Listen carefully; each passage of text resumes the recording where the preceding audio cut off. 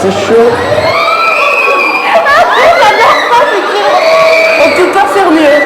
Puis on est à fond dans les sensations. Projetant à l'univers. Ça tombe pas, ça va. C'est sensationnel. Impressionnant. Ça vous fait bouger.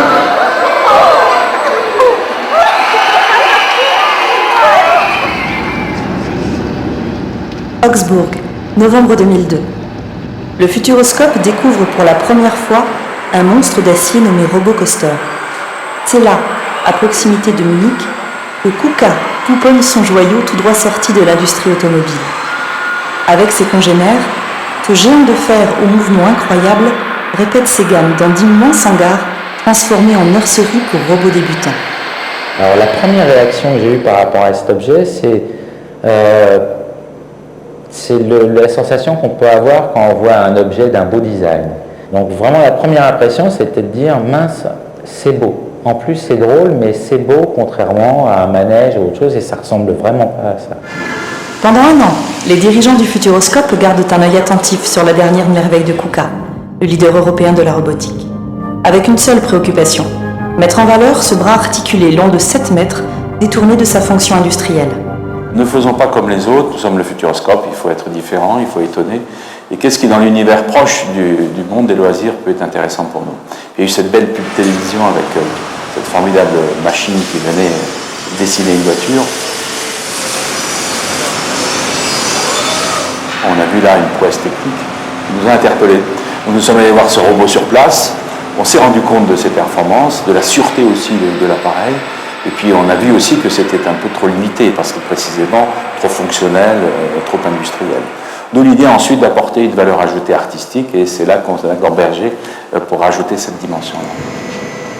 Les robots, c'est tendance, on en parle beaucoup depuis un an ou deux, mais c'est futur. Et puis les robots, on le voit bien, permettent d'aller chercher l'image, mais l'image vient soutenir le sujet, c'est plus forcément elle qui est au cœur de la proposition.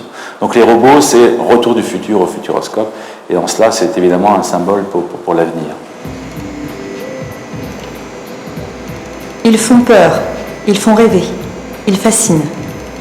Aujourd'hui, les robots sont partout, au cinéma, à la télévision, à la maison. Voués au départ à des tâches exclusivement industrielles, ils sont désormais des objets de loisirs à part entière, comme au Japon, patrie des premiers robots de loisirs. Il y a eu une évolution dans les 15 dernières années, ça commence à peu près il y a 15 ans au Japon, et l'idée c'était de partir d'abord du robot industriel qui était principalement déployé sur les tâches répétitives dans l'industrie, aussi de se démarquer du robot domestique qui serait l'aspirateur qui simplement fait des tâches ménagères à la maison, pour essayer d'explorer une nouvelle voie qui serait le robot de loisir, le robot de divertissement. Ça a débouché en 1999 au premier robot commercialisé qui avait cette particularité d'être un robot strictement de loisir. Avec le Robocoaster, le Futuroscope se trouve à la croisée des chemins. Il lui faut inventer une nouvelle forme d'amusement. Il y a 10 robots, donc on embarque 20 personnes toutes les 5 minutes pour faire ça. Alliance parfaite d'une technologie brute au service d'une dimension artistique à imaginer. Donner à faire, mais aussi à voir. Proposer la sensation sans négliger la réflexion. Il y avait plusieurs partis pris possibles, des partis pris plus oniriques, des partis pris plus festifs. Et il y a en France de très grands créateurs, et donc nous avons réfléchi à ça. Mais en fait, ce qui a vite fait la différence, c'est qu'il fallait quelqu'un qui donne de la popularité à ce thème, de la proximité avec le plus grand nombre, parce que nous sommes un parc qui s'adresse à une sphère la plus large possible. C'est pour ça que le nom de Kamel Valley est tombé très très vite. Les filles, vous avez tous les deux sous-chats ça fait 1, 2, 3, 4. 1, 2, 3, 4, 5, 6, 7. D'habitude, je travaille qu'avec des humains et je les fais danser, même s'ils ne savent pas danser. Et là, en l'occurrence, de travailler avec des robots, c'est quand même, voilà, c'est une chance inouïe. Et puis, comme c'est un projet fabuleux, j'ai tout de suite dit oui, quoi. Ma première réaction, c'était qu'est-ce que je veux en faire? Pour être honnête, c'était qu'est-ce que je veux en faire. Après, très vite, je suis monté dessus. Et là, j'ai senti ces mouvements circulaires qui étaient vraiment incroyables. Et pour moi, c'était une combinaison de... Quand il y a plusieurs robots ensemble, j'ai l'impression qu'ils faisaient une grande valse et que c'était super élégant. Et ça m'a donné envie de trouver des choses pour, je sais pas, me les approprier un petit peu. Un petit moment pour moi.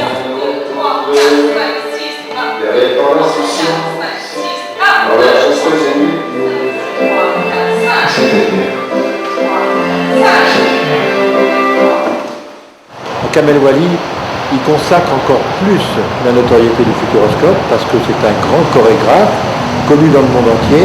Le Conseil général a décidé d'affecter 7 millions d'euros à cette attraction parce que c'est une attraction totalement innovante.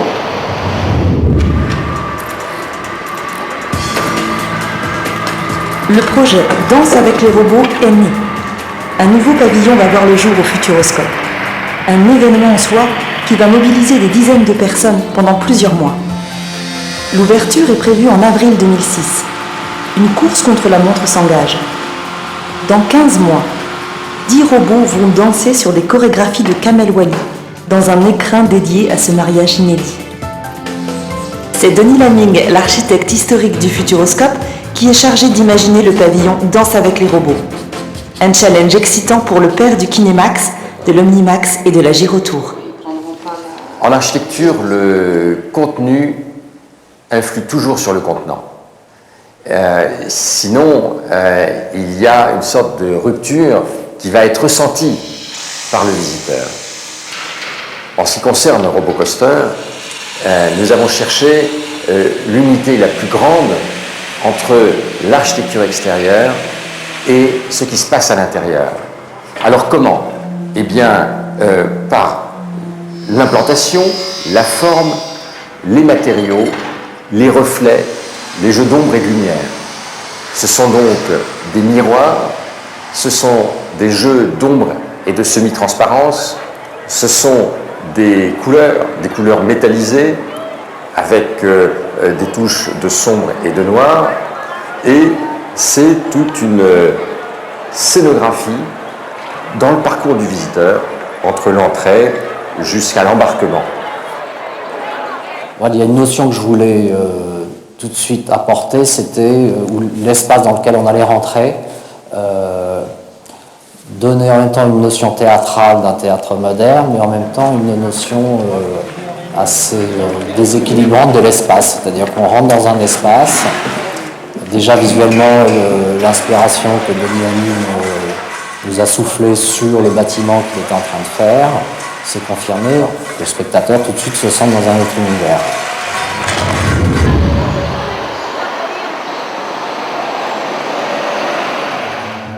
À Paris, Kamel Wally et ses danseurs s'apprêtent à tourner les 5 clips qui seront projetés dans le futur pavillon Danse avec les robots.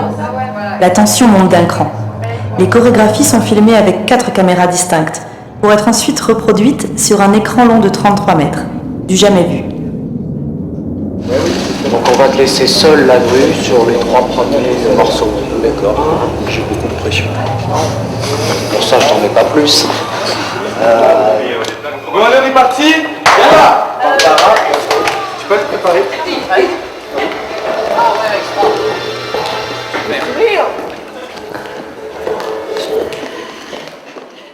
Moteur.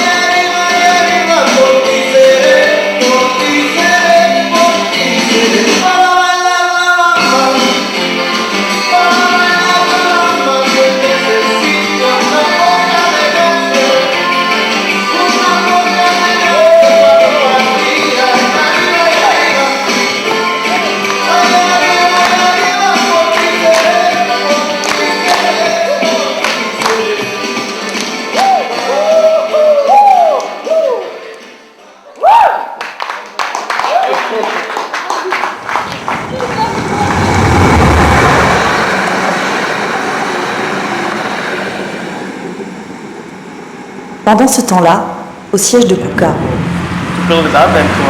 Avant de danser sur les grands tubes des années 80, les 10 robots artistes sélectionnés par le Futuroscope peaufinent leur look chez eux, en Allemagne. Avec le RoboCoaster, vous pouvez réellement faire des millions, voire des milliards de mouvements minuscules. L'unique frein à ces mouvements est la distance réglementaire par rapport aux obstacles et au pilotage par télécommande. Cela dit, il est possible de modifier ces mouvements tous les ans en fonction des desiderata. Et il est également possible de remanier la conception ainsi que le mode de contrôle télévisuel. Vous pouvez très bien régulièrement mettre au point de nouveaux parcours, de nouveaux films ou de nouvelles expériences au service des visiteurs.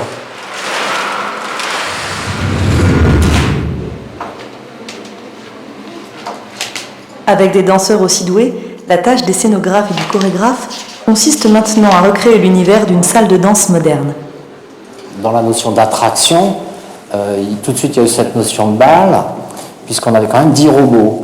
Et que quand on a constaté que ces robots, ils ont une telle fluidité d'un mouvement de corps, donc on voyait tout de suite le côté glamour qu'on pouvait apporter en termes de scéno. Donc tout de suite on a été vers une salle de bal, mais contemporaine et donc futuriste évidemment.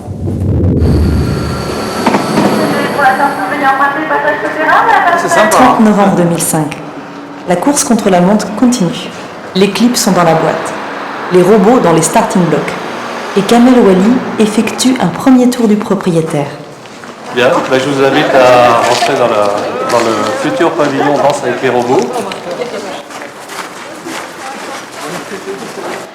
On est ici au niveau le plus bas du bâtiment, niveau sur lequel sera installé les 10 bras robots de l'attraction.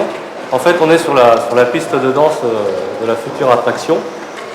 Et au plafond, pratiquement sur toute la longueur de la salle, on aura un écran cylindrique de 3 mètres de diamètre sur lequel seront projetées les images des clips qui ont été tournés avec l'équipe de Kamel. Ici on a un tube circulaire qui en fait est presque dans les proportions de celui qu'on a au final dans notre pavillon. L'expérience a été de la semaine qui a précédé la compétition du parc, d'avoir projeté sur un chat qu'on a ici dans le quartier, qui passe régulièrement et sur qui j'ai projeté une image. Et maladroitement, au lieu de faire un panoramique horizontal, j'ai fait un mouvement vertical. Et ça a donné l'impression que l'image s'enroulait autour du chat. Donc je l'ai remercié, et puis après avec Vincent, on a fait cet essai sur ce tube. Donc c'est vraiment de la cuisine maison.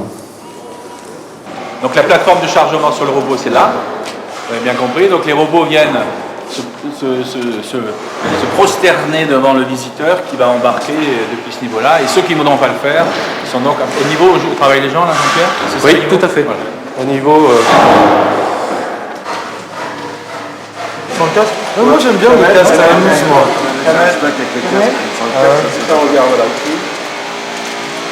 On est dans le chantier, c'est bien de garder le casque. Bien sûr, je vais y arriver, je sais. Voilà. Regarde par ici. Regarde. Kamel. Ouais, Kamel. Kamel, ouais. Il ne sera pas du tout comme ça. Non. Mais c'est important de le dire qu'il ne sera pas comme ça. Il ne sera pas comme ça. Hein. Parce que moi j'ai vu la peinture définitive et tout, et tout d'un coup ça donne une autre dimension. Là c'est l'objet industriel. Ouais. Alors cette simulation avec les 10 robots, aujourd'hui, c'est le travail qu'on va mener à partir des semaines qui viennent. Aujourd'hui, ce qu'on a fait, c'est qu'on est en train de terminer, pour les 5 danses et les 3 niveaux, donc il y a pas mal de travail encore, la simulation sur un robot. Donc la société KUKA va réencoder l'ensemble de ces en fait 15 chorégraphies, et les robots vont arriver sur le parc au cours du mois de janvier, et donc au cours du mois de février, tous les tests seront faits en réel, donc ce qui permettra aussi éventuellement de faire les dernières adaptations.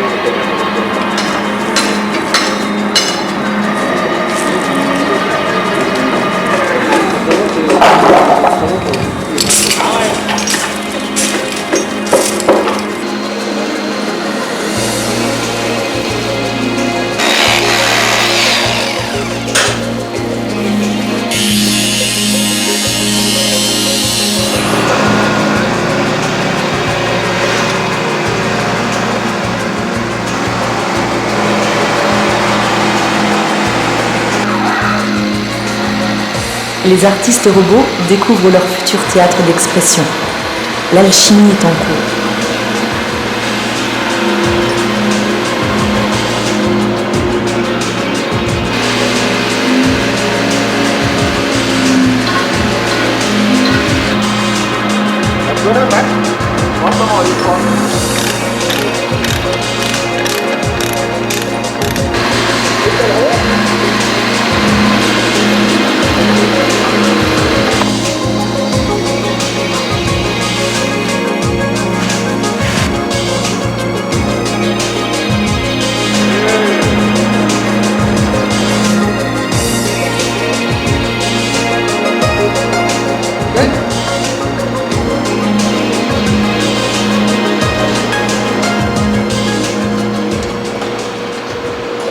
La logique, c'est de le coller à cette rambarde-là, et puis de faire un seul segment du côté droit. Alors pour moi, ce qui va commencer aujourd'hui, c'est un réel travail de coordination entre les différentes maîtrises d'œuvre. Ces machines comportent des contraintes de sécurité et donc il faut les intégrer de manière très très précise. C'est une gestion au jour le jour, je dirais pratiquement auprès des équipes de maîtrise d'œuvre, avec un rôle aussi important. On regarde du timing qui était fixé aux équipes de terrain directement, puisque le temps l'impose. Environ 250 personnes vont être mobilisées, tout corps d'État, sur ce chantier, pour lui donner son futur cachet de salle de danse et ce futur ballet chorégraphique.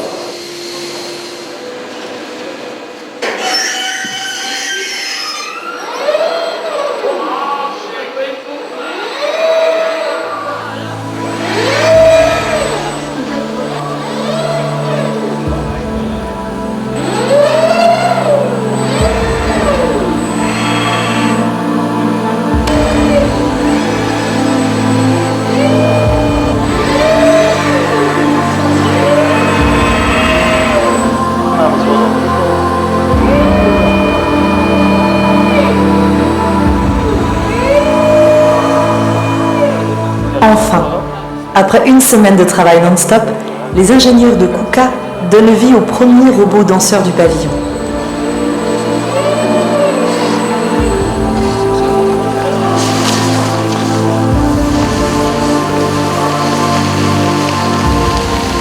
Une naissance émouvante, suivie d'un autre événement, l'installation de l'écran tubulaire qui trône désormais à 9 mètres au-dessus du sol de ce dancing géant.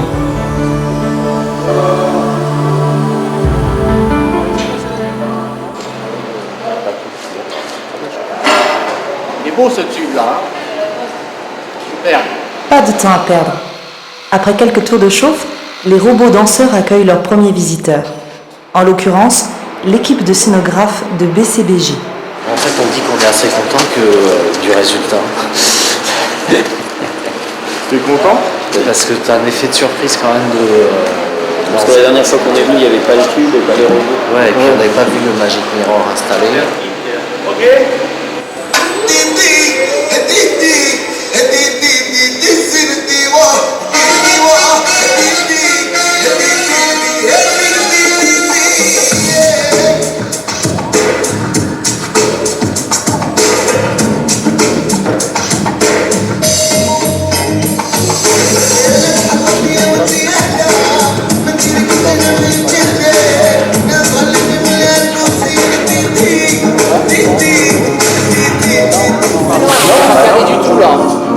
C'est écrit, normalement, il y a les Kamel Wally, le titre des chansons et tout, mais on voit pas. Non mais les lettres sont trop grosses paradoxalement. C'est le moment où on est soft et tout, et là même l'image est presque trop présente et on la comprend pas quoi. C'est trop gros. Le typo est trop gros. Ouais, là, autant pour nous, on s'en rend compte maintenant. Ça va. Le tube étant tellement long, 33 mètres sur 3 mètres de diamètre, il y a toujours une incertitude par rapport à une projection sur ordinateur. Mais non, on est assez satisfait, je pense que ça fonctionne. On a vu que sur les 5 clips, il y en a 4 qui fonctionnaient bien et un où l'effet visiblement est un tout petit peu trop fort, donc on va le retravailler. On veut quand même aussi maintenir une lisibilité sur le ballet, qu'on voit les danseurs, qu'on voit la danse, même si c'est au total c'est un spectacle total où le robot, la lumière et le clip, mais en tant que tel le clip doit aussi exister. Ok.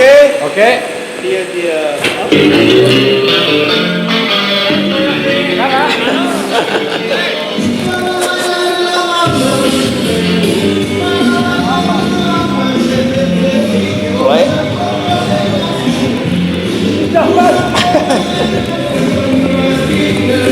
Et la photo est là maintenant.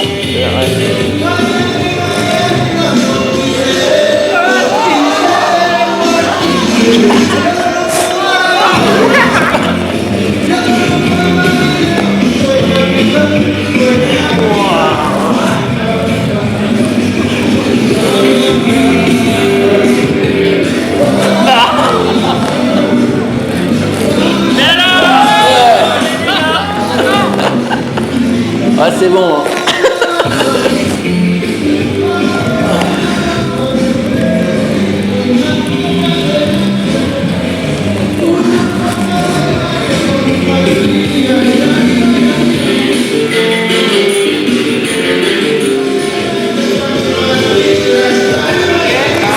Bruno, quelqu'un d'autre avec moi parce que Bernard il en peut plus là. J'en ai encore beaucoup à faire, alors si vous voulez tester, s'il y en a un qui veut tester, viens avec moi. Allez, dépêchez-vous. Allez Bruno. Ça va, c'est bon? C'est bien les mouvements. Non, non, je veux dire, au jour d'aujourd'hui, j'étais inquiet. La troisième, ça y va quand même pas mal, c'est bien. Et j'étais inquiet sur le côté trop temporisé et tout ça. C'est toi, Yanis, qui est avec moi? Allez, viens. Allez, hop.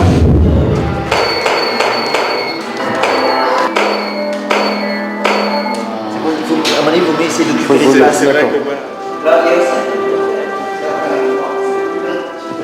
Retour dans la capitale. Kamel Ouali pose devant l'objectif de Philippe Guéguen pour la campagne d'affichage national de Danse avec les robots. Une affiche que des millions de Français découvriront courant mars. Le fait d'impliquer quelqu'un comme Kamel, c'est tout de suite passer à une super production. C'est faire appel à une star et ça donne une ampleur au projet qui change complètement la dimension de Danse avec les robots. C'était effectivement pouvoir dire aux familles, aux enfants qu'il aime beaucoup, voyez, les robots peuvent danser, les robots sont humanisés par ça. À peu de choses près, c'est pas mal. Hein. Ouais. À peu de choses près. Hein. Ouais. Après, il faut juste qu'on shoot, mais...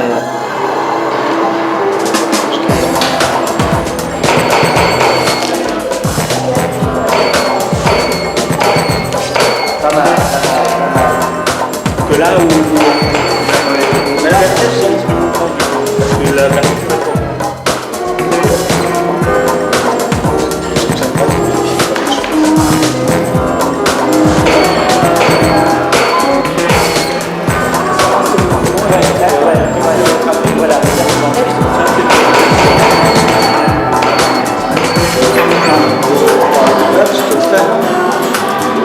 sur une seule trajectoire. Essaye.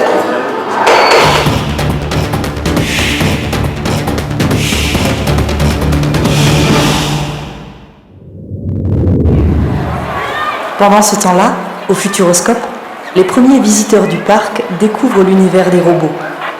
Ils tentent d'imaginer ce que sera l'attraction Danse avec les robots. Les suppositions vont bon train. On rentre dans un espace et puis on est virtuellement en contact avec quelqu'un qui danse avec nous. Je serai dans un siège et je danserai avec des robots.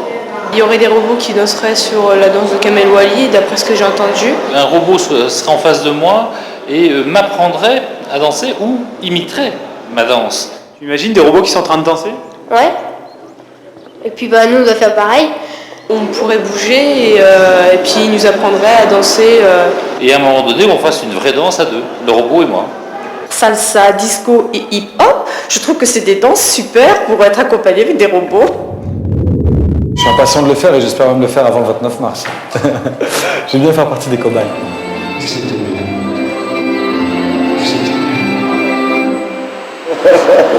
C'est l'équipe l'autre monde.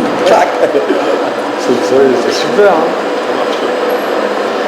J'essaie de me projeter en voyant la totale quand tout sera mis en place et tout, c'est énorme.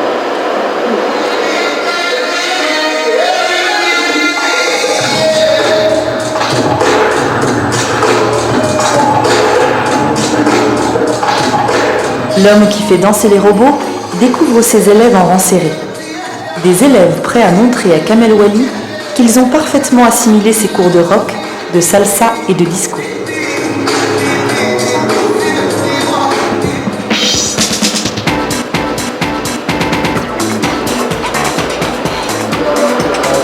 pas que tu bouges, attends une seconde, ouais.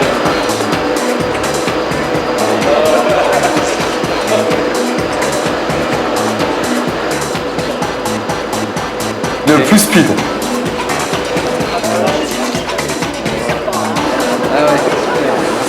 Plus honteux qu'on a des pros, nous, ça va, ça va, ça. On a 8 mois d'expérience derrière nous. On a rigolé notre truc. Ouais, c'est facile, hein. Ouais. Bah, c'est la première fois que je vais le faire avec la musique en fait, parce que j'ai déjà testé en Allemagne, mais avec la musique et je sais pas, dans l'environnement jamais. Donc c'est cool là, je suis assez excité d'y aller, mais je vous en parlais tout à l'heure.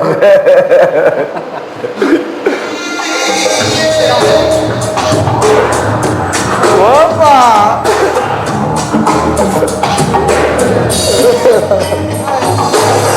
Ah non mais c'est génial hein. Là on sent rien hein. Parce que le mouvement il est super ample. C'est une sensation hyper agréable. Et pourtant c'est... Pourtant moi j'ai le vertige. Hein. Respire. Ciao.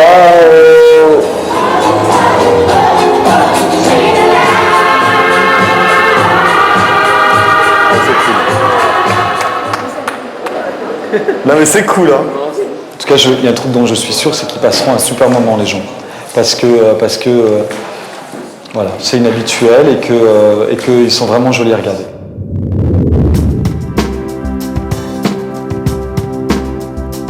Trois ans et demi après sa trouvaille, le Futuroscope a réussi son pari. Faire danser les robots. Réconcilier le monde industriel et de loisirs dans un pavillon futuriste, où la technologie se met au service de l'art. Un pavillon où l'homme est au cœur du projet. Avec le robot comme compagnon idéal de la découverte et du plaisir de l'expérience. Ce qui n'était au départ qu'un mariage improbable représente aujourd'hui l'esquisse d'un futur possible.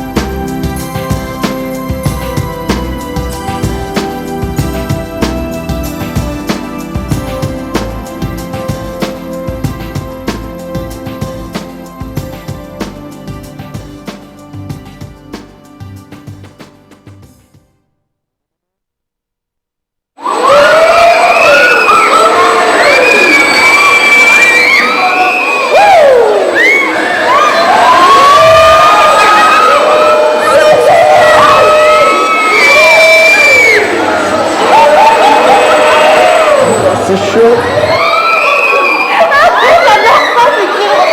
On peut pas faire mieux. Puis on est à fond dans les sensations. En projetant dans l'univers. Ça te passe, ça va. C'est sensationnel. Impressionnant. Ça vous fait bouger.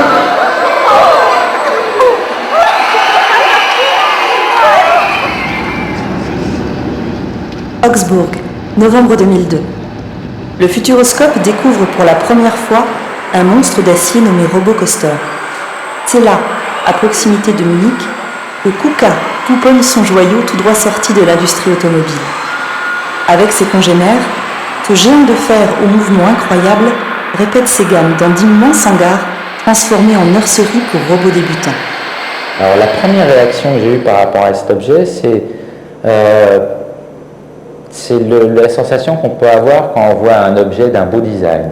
Donc vraiment la première impression, c'était de dire mince, c'est beau. En plus c'est drôle, mais c'est beau contrairement à un manège ou autre chose, et ça ressemble vraiment pas à ça. Pendant un an, les dirigeants du Futuroscope gardent un œil attentif sur la dernière merveille de KUKA, le leader européen de la robotique. Avec une seule préoccupation, mettre en valeur ce bras articulé long de 7 mètres, détourné de sa fonction industrielle. Ne faisons pas comme les autres, nous sommes le Futuroscope, il faut être différent, il faut étonner. Et qu'est-ce qui, dans l'univers proche du monde des loisirs, peut être intéressant pour nous? Il y a eu cette belle pub télévision avec cette formidable machine qui venait dessiner une voiture. On a vu là une prouesse technique qui nous a interpellés. Nous sommes allés voir ce robot sur place, on s'est rendu compte de ses performances, de la sûreté aussi de l'appareil, et puis on a vu aussi que c'était un peu trop limité, parce que précisément trop fonctionnel, trop industriel. D'où l'idée ensuite d'apporter une valeur ajoutée artistique, et c'est là qu'on s'est engorgé pour rajouter cette dimension-là. Les robots, c'est tendance, on en parle beaucoup depuis un an ou deux, mais c'est futur. Et puis les robots, on le voit bien, permettent d'aller chercher l'image, mais l'image vient soutenir le sujet, c'est plus forcément elle qui est au cœur de la proposition. Donc les robots, c'est retour du futur au Futuroscope, et en cela, c'est évidemment un symbole pour l'avenir. Ils font peur, ils font rêver, ils fascinent. Aujourd'hui, les robots sont partout, au cinéma, à la télévision, à la maison. Voués au départ à des tâches exclusivement industrielles, ils sont désormais des objets de loisirs à part entière, comme au Japon, patrie des premiers robots de loisirs.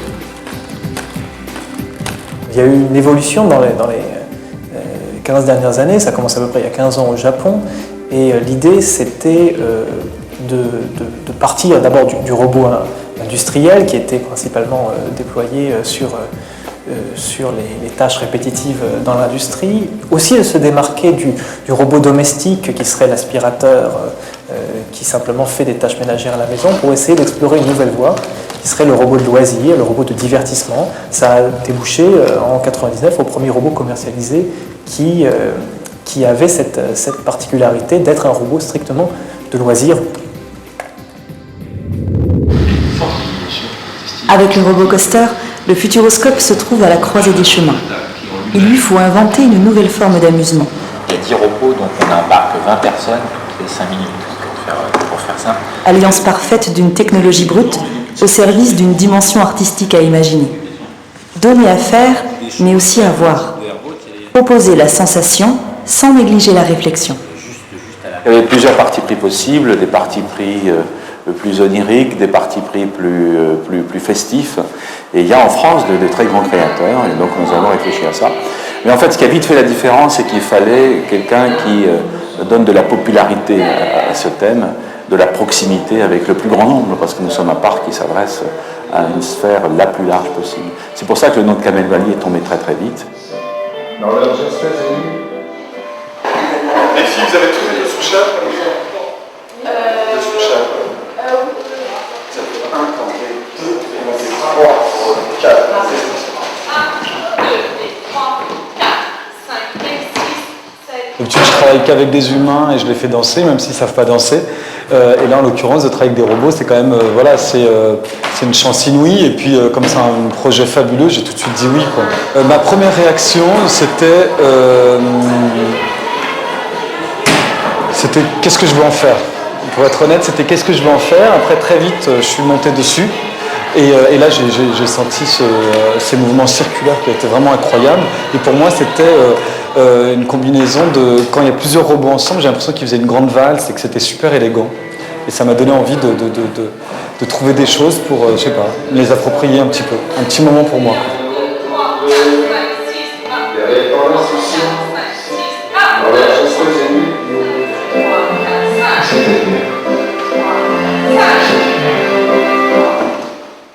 Kamel Wally, il consacre encore plus la notoriété du Futuroscope parce que c'est un grand chorégraphe connu dans le monde entier. Le Conseil général a décidé d'affecter 7 millions d'euros à cette attraction parce que c'est une attraction totalement innovante.